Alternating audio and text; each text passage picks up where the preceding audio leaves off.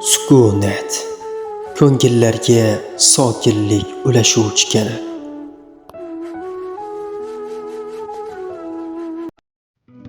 Nafs quliga aylangan ayol. Bir necha yil burun kech kuz Samarqandga borish uchun avtobusga chiqdim. Avtobus top-toza, shinam, har tomonlama qulay. Bir nechta tadbirkor ayollar avtobus saloniga chiqib, qo'llarida turli narsalarni ko'tarib, yo'lovchilarga o'tkazish uchun mollarni maqtay ketdi. Ayollardan biri qo'lida mandarin ko'tarib olgandi. O'zi kelishgan, chiroyli, juda shirin so'z ekan. Hamma qatori u ham mandarinni maqtay boshladi. U shunday muomala qilardiki, har qanday odamni o'ziga mahliyo aylardi. Yo'lovchilardan bir nechtasi mandarin xarid qildi. Ulardan biri: "Opajon, ishqilib, mandarinlaringiz chirimaganmi? Yaxshimi?" dedi. "Aylanay ukajon. Sotganlarim ortidan bola chaqa boqaman-a? Buyurmasin", deb qasam ichdi.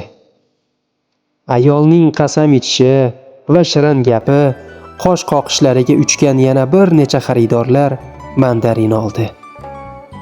Ayol sotganicha sotib, avtobusdan tushib, eshik oldida turib, boshqa xaridorlarga molni maqtardi. Bir vaqt yo'lovchilar ichida g'ala-g'ovur boshlandi. "Qasamxo'r, yolg'onchi" kabi gaplar quloqqa chalina boshladi.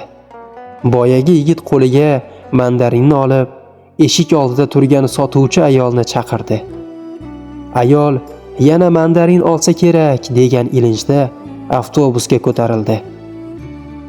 "Opa, siz mandarinlarim chirimagan, hozir keltirilgan deb qasam ichganingizga ishonib olgandim. Ammo mandarinlaringiz chirib ketgan ekan. Ustiga bir ikkita yaxshisini qo'yib, ichiga chiriganlarini solib sotibsiz", deb gapini tugatmasdan ayolning chiroyli yuzlari tunlashdi. Qaldirg'och qoshlari chimirilib, ohu ko'zlari chaqnadi.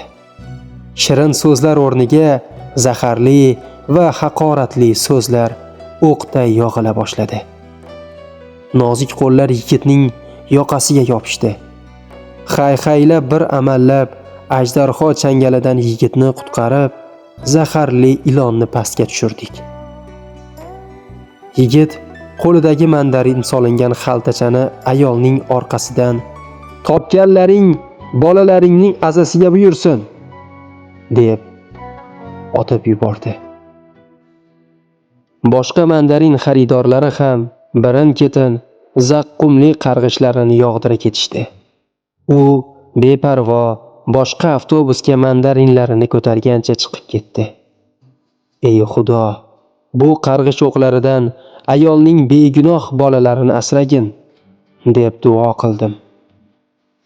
Azizlar, biz bolalarimizni harom luqma berib ulg'aytirsak, halol haromni o'rgatmasak, o'zimizni badkirkor amallarimiz bilan ularni qarg'ishlar o'qiga duchor qilsak, farzandlarimizdan buyuklik va olimlik kutsak, to'g'ri bo'larmikan? Biz halol rizq topib, el-yurt, keksalar va olimlarning duosini olish o'rniga o'zimiz, bolalarimiz, o'tganlarimizga la'natlar yog'dirsak, oqibatimiz xor-zor bo'lmaydimi? E'tiboringiz uchun rahmat.